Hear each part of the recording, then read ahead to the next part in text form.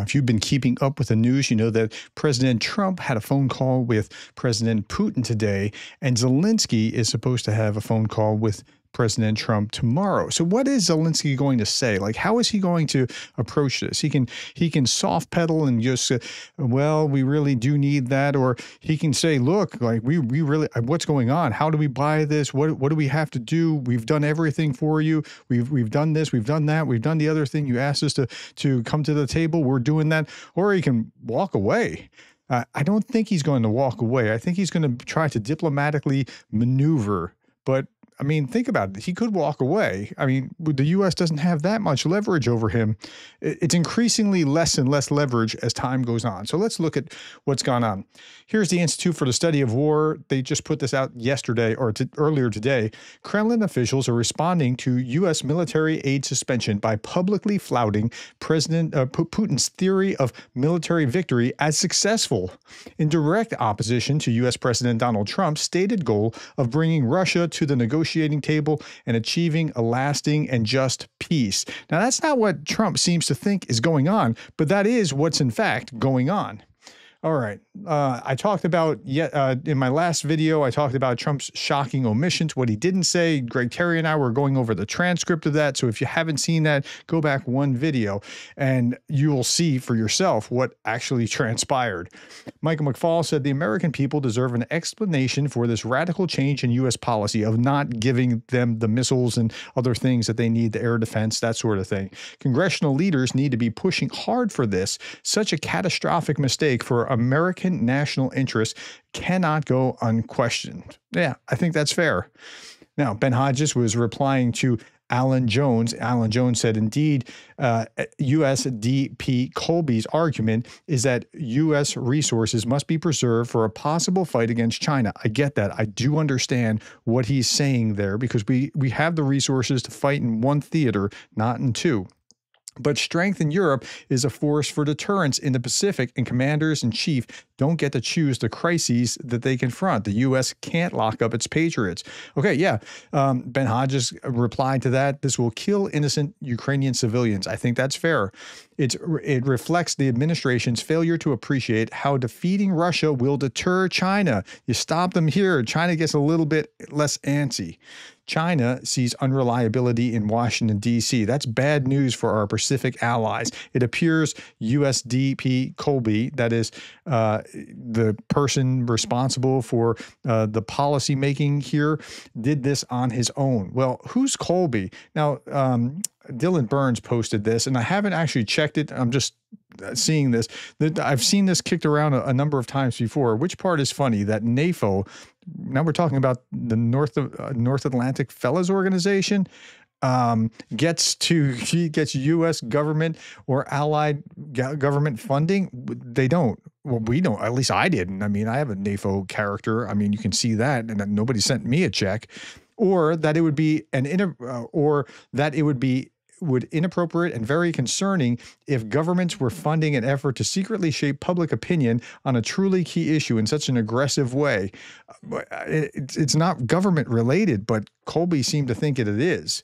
Okay, so this is a Pentagon spokesperson talking. Trump team blames Biden and clings to failed peace efforts as Russia escalates. Kyiv's ammo requests are ignored. Yeah, and I'm not exactly sure. Parnell was talking about our job is to pursue Trump's America First agenda and make sure that we achieve peace through strength around the world. Representative Don Bacon, he's been very strong behind Ukraine, was saying, and a Ukraine that's independent and embraces democracy, free markets, rule of law is in our national security interest. Helping defeat Russia's brutal invasion is in our national security interest. I think he's absolutely right about that. No doubt about it. And then you had the Wall Street Journal, which is pretty conservative, saying the latest arms decision against Ukraine looks like another signal to Mr. Putin to continue the war. And why not? He can keep banking territorial gains while Mr. Trump keeps begging the dictator, pretty please for a truce. And that is what it sounded like with the call today. I'll talk about it only briefly because I talked about it at some length. Now, here's RT putting this out about the call. Putin tells Trump Russia will not back off its military goals. How about that? Like, would you please? Pretty please? Kremlin aide says phone call was frank, businesslike, and concrete. Trump called for a quick end to the conflict. Putin said Russia is ready for a negotiated solution when they get everything that they're going to get. That's pretty much what it amounts to. And then we saw this. Putin rushes to talk to Trump lest he gets offended for being made to wait. And he says this here. I was really shocked that I saw this on RT. Please don't be angry, Putin says. I understand that we could talk more. And he goes on and says, but it's so awkward to make Trump wait. He could get offended.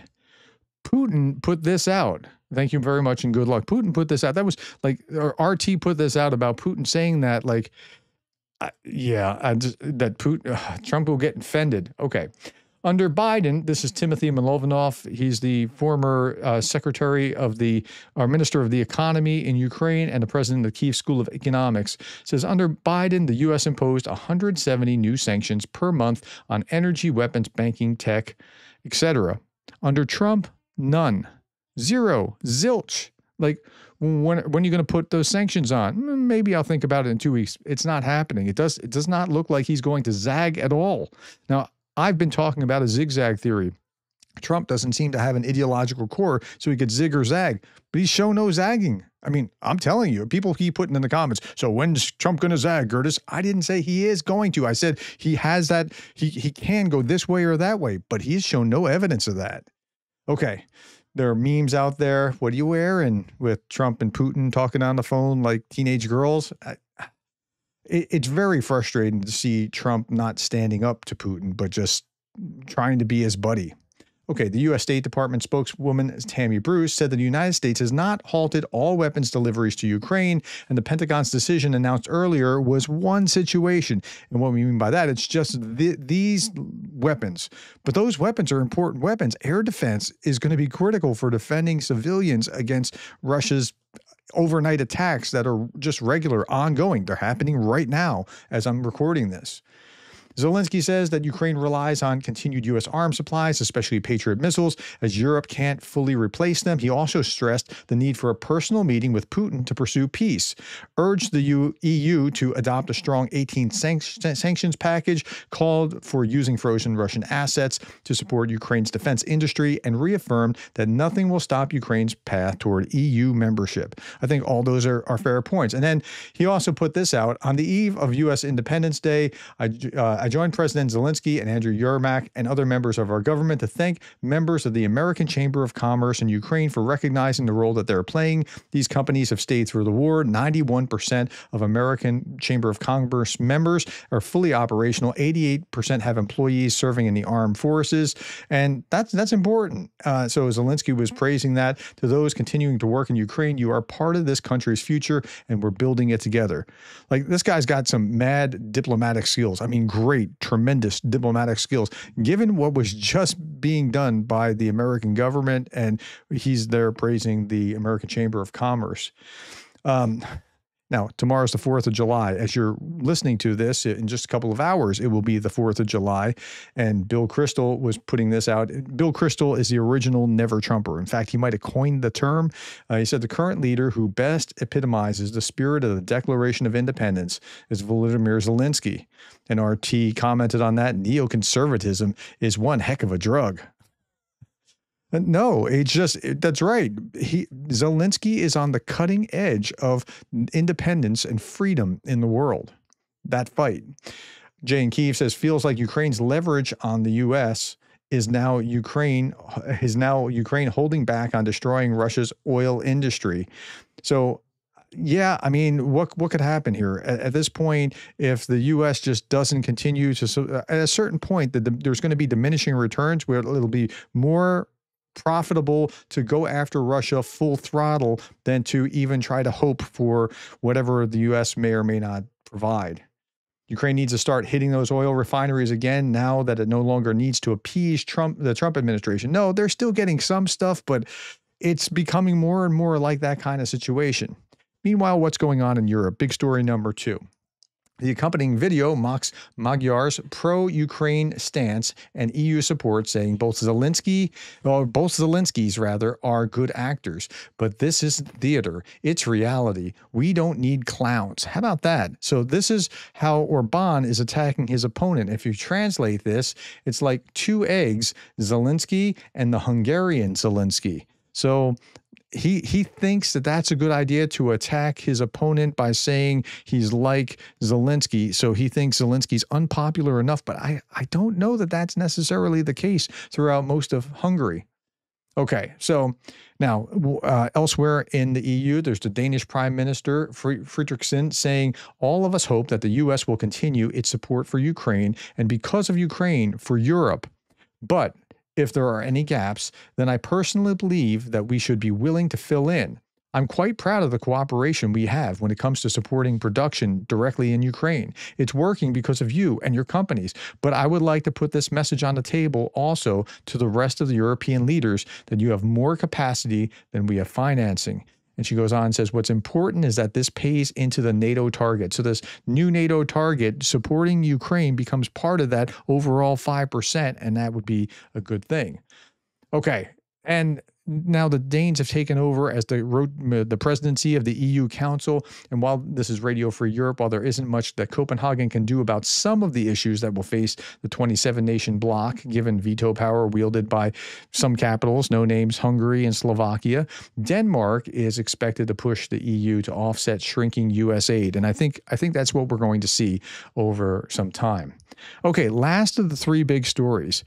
Russia's losing Armenia, and in a big way. And it's not just sudden. There have been cracks and fissures along the way months ago, years ago, but Armenia is to nationalize Russian assets. Yerevan is showing clear intent to break free from its energy independence on Russia. The Armenian parliament has officially passed a law allowing the nationalization of Electric Networks of Armenia, the country's largest energy company, owned by a Russian-Armenian oligarch. The amendments gave the government the authority to intervene in management of private energy firms, remove owners, and appoint external administrators. Now, the oligarch has repeatedly criticized the Armenian prime minister, and so there's already bad blood there. But it's more than just that. If you listen to what was being said in the Russian papers, this is Steve Rosenberg of the BBC talking about we're going to listen to 1 minute's worth just to hear what's going on with Armenia. Listen to this. The current tensions between Moscow and Baku continue to receive a lot of column space in the Russian papers. Front page of Moskovsky Komsomolets today. Baku responds to the detention of Russian mafia bosses by detaining Russian IT workers. Just to rewind, a few days ago, Russian police detained several men of Azerbaijani descent as part of a murder investigation. 2 of those men died in police custody. Azerbaijan has since detained several Russians, including staff of a Russian state news agency. The paper claims that this is an unprecedented challenge to Putin. The president of Azerbaijan... Isn't that amazing that they're even willing to say that this is an unprecedented challenge to Putin? Ilham Aliyev, has launched his most powerful political attack on the Kremlin at a time when Russia is involved in an indirect military conflict with the collective West and a direct military conflict on the territory of Ukraine. Yeah, and they know that that's the case, and they're still doing it. So that's really interesting. By the way, the population of Azerbaijan is only 10.5 million, which is dwarfed compared to Russia, right? But Azerbaijan may deploy its largest Turkish military base in the region. We need to make this decision soon, they said, the former head of the administration, the president. The base will be enough to serve a population of 250 million people. Okay, so what are we talking about? Azerbaijan is here. Turkey is here. Turkey and Azerbaijan get along pretty well. Turkey and Russia don't get along so hot. Turkey has become the big player in this region. It has grown in stature through all these different conflicts, and whether it's talking about control of the Black Sea related to Ukraine or what's going on with Syria or just whatever. So Turkey will be backing its play. Turkey has 85.3 million people, and so Turkey is going to be the big winner here. Okay, last little bit. This is from Darth Putin, an hour-long call with Donald, where he accepted the best path to peace is to help me win. Okay, not quite done. One last thing. our fundraiser this morning. When I did my video this morning at 9 o'clock is something like that. It is now 8 p.m. my time in Eastern Standard Time, and we've already exceeded the goal, which was 78,500. It's 82,902. We will be sending those 5 vampire drones to the 100th Mechanized Brigade, who are there on a very hot spot in Tourette's. Thank you all for your help, for your donations. So greatly appreciated. It's great to see that the world cares. Thank you for your time, the likes, the shares, and the subscribes. And thank you for being the kind of people that care about Ukraine.